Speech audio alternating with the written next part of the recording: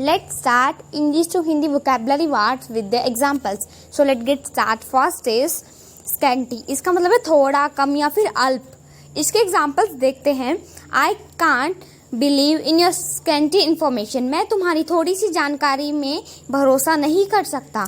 Second example is why have you eaten scanty amount of food? तुमने इतना कम खाना क्यों खाया है. Second is get into hot water. इसका मतलब है परेशानी में पड़ जाना. और इसके एग्जाम्पल्स देखते हैं. He got into hot water when his parents saw him drink. जब उसके घर वालों ने उसे यह हुए देखा तो वह मुसीबत में पड़ गया. Second is I will get into hot water if you don't land me money. अगर तुम मुझे पैसे उधार नहीं दोगे तो मैं मुसीबत में पड़ जाऊंगा. Third one is placid. इसका मतलब है शांत होना. इसके एग्जाम्पल्स देखते हैं. Gungun is a placid child doesn't disturb anyone. Gungun एक शांत व्यवहार वाली बच्ची है, वह किसी को परेशान नहीं करती है. और second is I like her placid behaviour. मुझे उसका शांत व्यवहार पसंद है. Next is overt. इसका मतलब है खुले तौर पर या फिर खुल्लम खुला.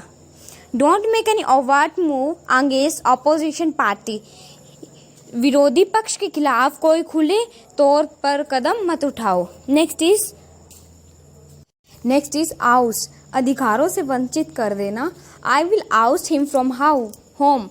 मैं उसके घर में रहने का अधिकार छीन लूंगा या फिर उसको घर से निकाल दूंगा. हम इसको ये भी बोल सकते हैं. Second example is he should be ousted from power. उसकी ताकत उसे छीन लेनी चाहिए.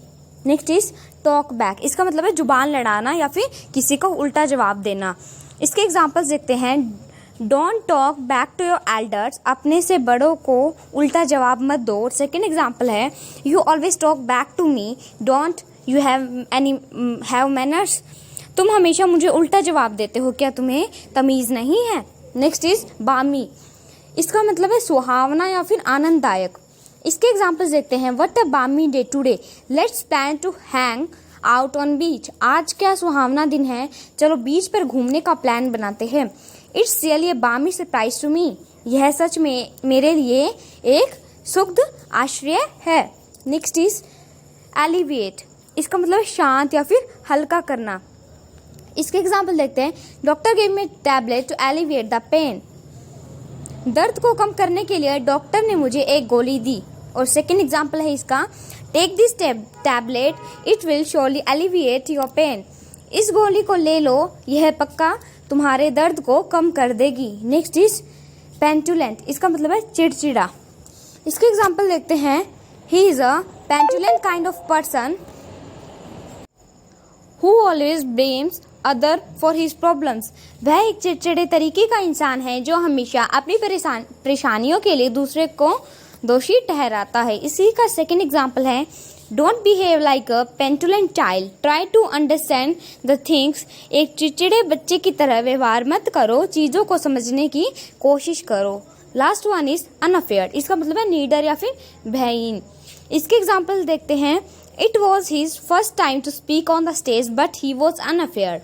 स्टेज पर खड़े होकर बोलना यह उसका पहली बार था, लेकिन वह भरा हुआ नहीं था. So, today's vocabulary words is complete. Please like, subscribe and share my channel. Thank you.